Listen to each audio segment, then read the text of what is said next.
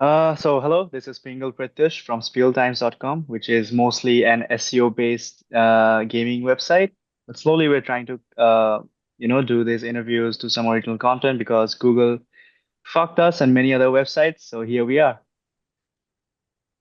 Well, I'm I here. love I love joining because Google screwed somebody over. But yes, I'm Stephen Totilo, a longtime games reporter. So happy to be talking to you, Pingle. And my current gig is I went independent 6 months ago, 6 months ago to the day that we're speaking.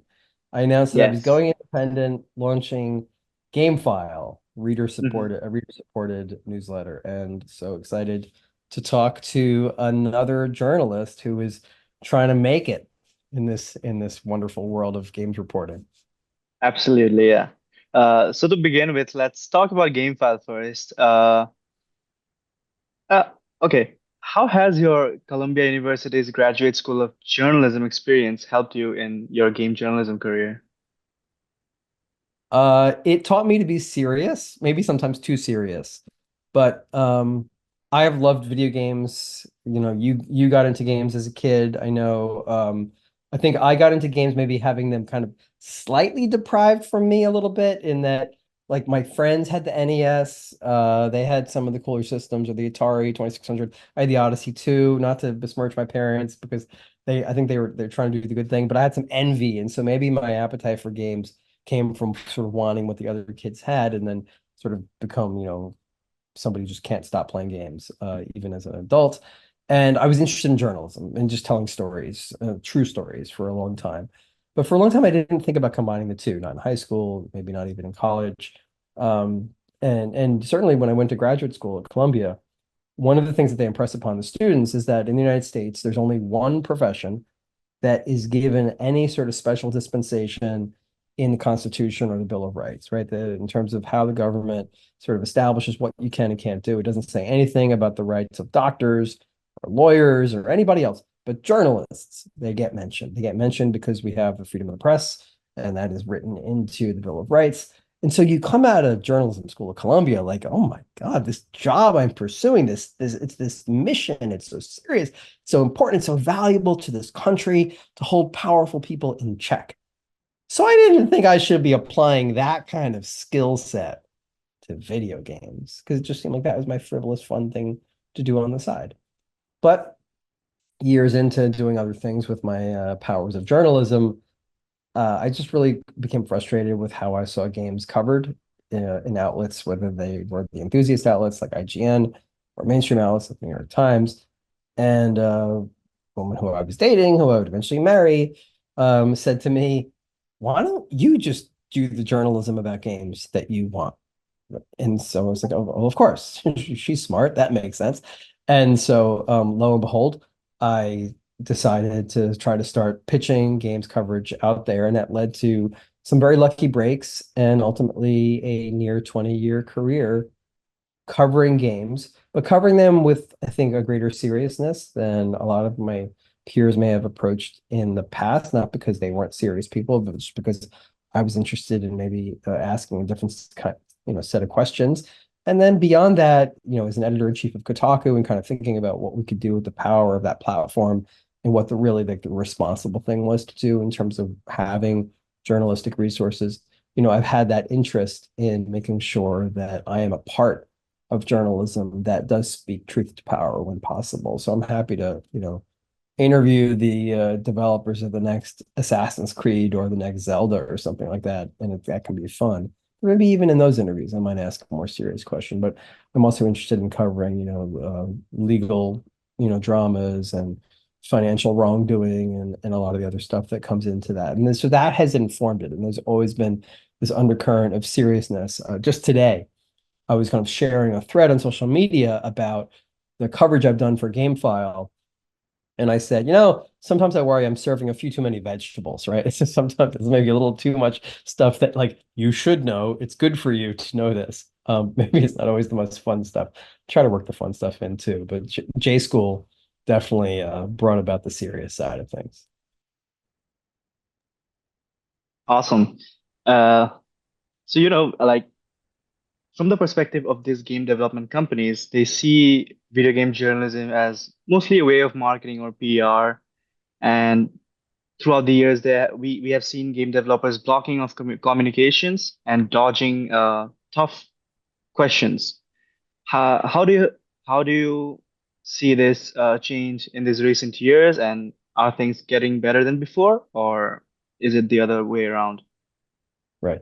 Nothing that happens in coverage of video games is all that different than what happens in coverage of other forms of entertainment, other parts of culture, other parts of society, at least from what I've seen. I know a lot of journalists who cover things other than video games, and I seldom feel like the experiences I'm having are all that unique. There's a general trend toward, because of, the enhanced abilities to communicate through social media, through a company's own kind of website or whatever. Just the powerful people no longer need the media to be the intermediary to carry their message, outside of marketing to, consumers, the public, the audience, whatever you want to call it. That role of the reporter kind of being there to, in some ways, be part of I guess like a give and take that would facilitate some communication and maybe get a company message out, but maybe that give and take would also entail the reporter asking a few questions the company is uncomfortable with. That role of that reporter isn't something that the company is as dependent on because they have more means of communication. And that is really part of, the democratization of communication overall. So that allows people who are powerful and also people who are relatively powerless to have their voices heard in ways that couldn't be heard for centuries, if not millennia, right? And so overall, it's a positive thing. How it manifests in games coverage is that it used to be earlier in my career that it was kind of an automatic, that if I was going to an E3 or something because I was covering games for MTV News and MTV's well-known, entity, or I'm the editor-in-chief of Kotaku, it wasn't that hard to be able to get an interview with the head of EA or the head of Ubisoft or a who's who of Nintendo developers kind of going to the show. And that's just kind of like what you did, what they did, like, and it's just how it worked.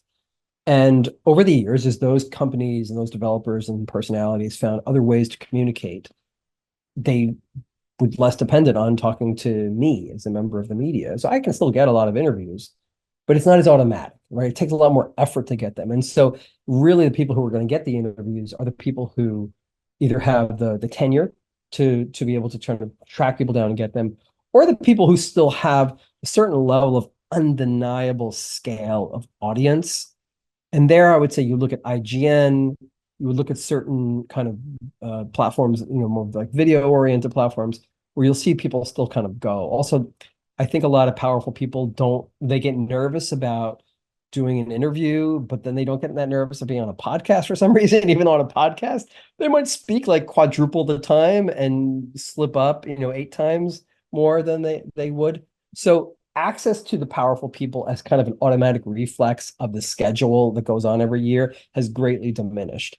E3 10 years ago, I could depend on, I've got my Sony exec interview, my Xbox exec interview, my Nintendo exec interview, to the point where I would set up like chain interviews. This is maybe going back more to like 15 years, where I would know who I was getting and I would say, okay, hey, Nintendo, Reggie Fils-Aimé, my next interview is with this exec at Xbox. What question do you want me to ask him? And then I'd go to the Xbox executive and say, hey, Xbox executive, whoever, my next interview is going to be with this person from EA. What do you want me to ask them? And I'd do run a thing where each of my interviewees had asked the next person because, and it would all be this like class of like, sort of, I guess power broker in the industry. And you can't book a show like that anymore. You just don't have that kind of thing. So there's less of that communication that's kind of served up for you. But that just makes it really, like I said, when like companies were starting to do video game blogs themselves, like official PlayStation blog, that kind of thing,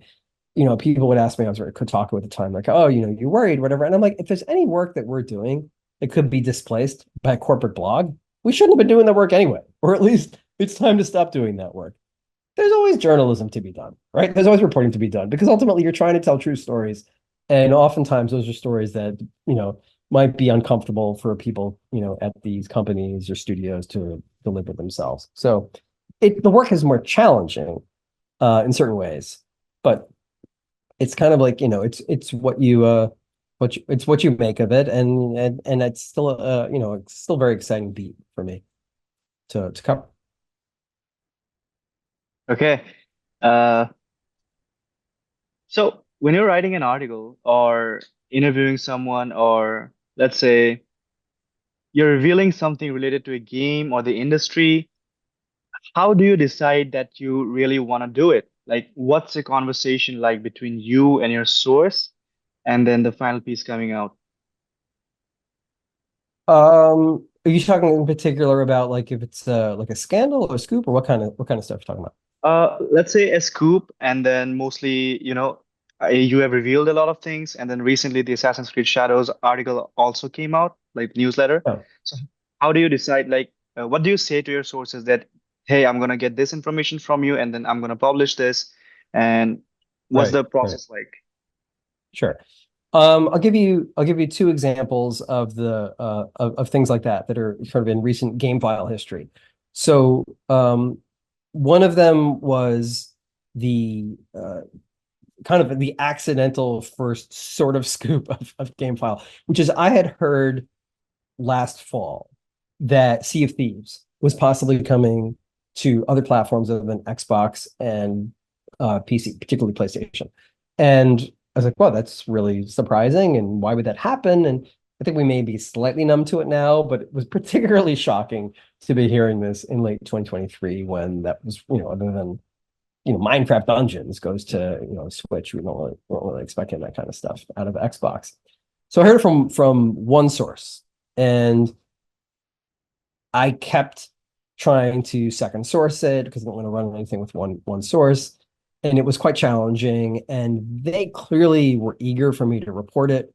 They kept trying to, sort of bolster my confidence in what they were sharing. And so part of that process, and this happens no matter what, is the most fundamental thing, you're trying to verify that the person is who they say they are, right? You're trying to verify that they're who they say they are. You're trying to verify that they have reason to actually know what they're talking about, that they have not themselves misheard the information. And that's very hard to zero in on and triangulate or whatever if it's just one person. Because they can swear to you, I know this, I heard this, I read this, whatever. They can think they're telling you the truth accurately, but there still may be some flaw in how the information was delivered. Maybe somebody was trolling them, right? And made it up. So as my reporting went on, I wound up getting extra sourcing, and I felt more and more confident in it.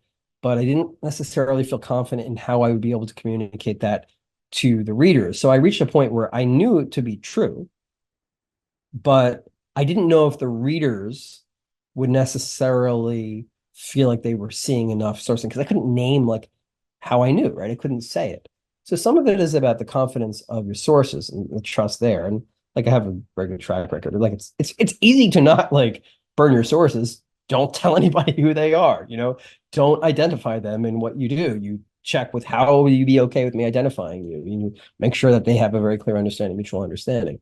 It's a whole other thing in terms of the trust of your reader, right? And that can come over the years that you've built up that credibility and people know who you are. I was Jason Schreier's editor for all of his run at Kotaku. I hired him, so I'm very familiar with how he built up his credibility, and he'd been doing great work before I had hired him as well. But I was very familiar with watching him build up that credibility story on top of story to the point that, somebody like him, people just kind of know, oh, if Jason Schreier's reporting it, he's got good processes, he's got a great track record. So that, that's locked in. Pardon me. I've been behind the scenes a lot more as editor in chief of Kotaku, so I didn't necessarily have the same track record and hadn't been digging up nearly as many scoops as him or some of our other reporters at Kotaku. So, I knew, okay, the credibility factor is a little bit different. I don't have Kotaku's credibility behind me. Some people are going to laugh when I say Kotaku's credibility, but we actually had a very good track record. And so it's a matter of, okay, how will I be able to put this in front of the reader in a way where I know first and foremost I'm not burning my sources. Then secondly, how am I then, communicating that to the reader? That can be its own trick and challenge. Ultimately, the news started leaking that there was some game or games that were coming to Xbox. And so I was able to use the public momentum of a leak to say, then to report in one of GameFile's earliest pieces, hey, I've heard it's not just any game, it's Sea of Thieves. And as I was writing that piece, I'd already asked Microsoft for comment over the weekend. So maybe the rumor started leaking on a Friday. I reached out to Microsoft for comment on a Saturday. I was writing my draft on a Sunday, ready to publish Monday. And as I'm ready to publish Monday, somebody sends me a DM who knew I was working on the story that Jeff Grubb had just mentioned Sea of Thieves on his Game Mess mornings. Although he had said PlayStation and Switch, and I only reported PlayStation when I hit publish like a half hour after I got my friend tipped me off to that and let me know what was coming. So it's its own sort of like, when do you do it? Um, I'm not like a big necessarily like the hidden secret scoop person. I'm more known though for my interviews. I'm known for digging up the things hiding in plain sight in a corporate filing, in a court case. I cover a lot of legal dramas. Broke this found I'm the one person who found out that Nintendo was getting sued for labor, or excuse me, there was a labor complaint against Nintendo a couple of years ago that led to a whole bit of coverage about labor conditions at Nintendo of America. This year got the scoop on Nintendo suing to shut down the Yuzu Switch emulator again through my systems for finding lawsuits ahead of anybody else. That was been one of the biggest stories of the year. And then interviews. I pride myself on going to interviews and having the nerve to ask the uncomfortable question, right? And that's probably what you're getting at with the Assassin's Creed stuff that you're probably interested in, I imagine, correct? Yes, yeah. Okay. I know I can go on for a while, so I'm trying to give you a chance to get a word in edgewise here. Otherwise, I don't want to monologue over you. Yeah, Um, uh, I really like to but listen, so okay, it's all great. yours. So if this is good, great. Cut in when I'm boring you, or unless you're just falling asleep, I have to watch for that. So Assassin's Creed Shadows, right? I did that interview on Monday, and I knew I planned my interviews out in advance. And look, when Microsoft gave me an interview to finally talk about the games going onto other platforms, that was in February. I had the scoop at CFDs in January, the semi scoop. And I knew I'd be speaking to Phil Spencer in mid-February. They had just laid off 1,900 people. So when I got on the phone with Phil, even though in theory we were there to just talk about the 4 games they were bringing to the Switch and PlayStation, I was like, we're going to talk about that, but we also need to talk about why did you just lay off 1,900 people? I'm not going to not ask a tough question just because it isn't part of the talking points or whatever. So I knew I was going to a Ubisoft showcase over the weekend, Summer Games Fest and all that, right? I knew that when you go to something like that the main thing they want you to talk about is the game that they're presenting, the demo, what have you. And I sat through an hour demo of Assassin's Creed Shadows. I've played every AC game since the first one when Jade Raymond and Patrice Desolé demoed it for me in E3. Patrice hand delivered me my first copy of my first Assassin's Creed at the MTV offices. It's a bit of a rapport with the history of the people making these games and everything. And I've also covered all the scandals that have happened at Ubisoft. And when I went, I was invited by Ubisoft in September of 2022 to go to Paris, their Paris headquarters, to talk to them about their new Assassin's Creed. I said, I'm only going to go. I'm going to pay my own dime.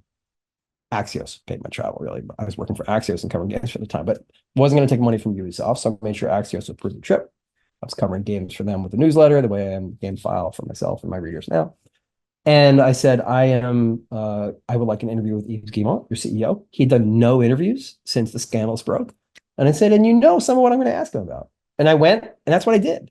And not only did I do that, but while I was in Paris, I interviewed Ubisoft sources, current, former employees, a mix, about how things were going at the studio, right? I didn't just treat it like, oh, I'm going to Paris to cover Ubisoft stuff, so I'm just going to cover Ubisoft stuff, the way that Ubisoft would want to. I took advantage of the fact I was in Paris.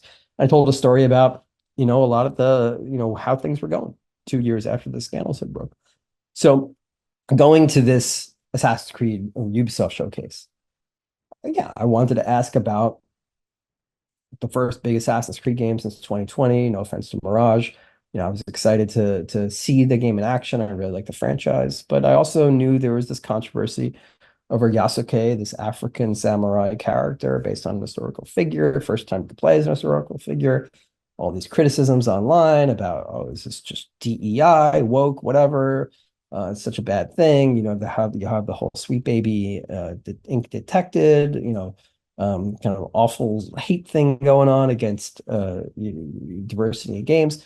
And so I'm looking at all of that, and I noticed that there had been somebody who had tweeted quite disparagingly over the inclusion of Yasuke in the game and had said, "Oh, this is just, so obvious what they're doing. This is only because of DEI. It's woke. It's out of control. Nobody asked for this, right? This is this idea that diversity is being wedged into games, um, and to the detriment of the quality of the games." And Elon Musk, no less than the world's richest man, replies, "DEI kills art." And so I had this open in a tab for a couple of weeks because I was like, I got to remember this. And if I get an interview, I'm going to ask about this because it's pretty wild that the world's richest man just reacted to this game saying that. And I'm going to ask them about it. So I even told them, one of the things I ask myself, or I remind myself, is like, if I'm really going to have the nerve to ask maybe an uncomfortable question, I'm not just going to ask it in the interview. I'm even going to tell you in advance sometimes that I'm going to ask it to you. Not so much that I give people my questions always in advance, but I was casually talking to a Ubisoft PR person while I was there. It was a few hours prior to the interview. And I said, wow, there's been a lot of backlash to the Yasuke thing. And I said, I'm probably going to ask about that in the interview, I figured, like, why not? I'm about to say it. I didn't say I'm going to bring up this exact tweet. And so I do the interview and I'm asking about a bunch of other things, but I even said at the beginning of the interview, I'm going to ask you about a wide range of things. So again, I kind of give people a signal that it's going to be maybe, that we're going to go places in the interview. And then we just got to the point of the conversation. I said, let's talk about the backlash. And so I got an answer that was somewhat within the realm of their talking points, right? Of what to say. And they have a reasonable response. We we study history, we look at historical figures, we're really inspired by this one. We wanted to do this setting, right? So to me, that makes sense, right? What they were saying sounded plausible. But I often find that it's good to do the follow-up question.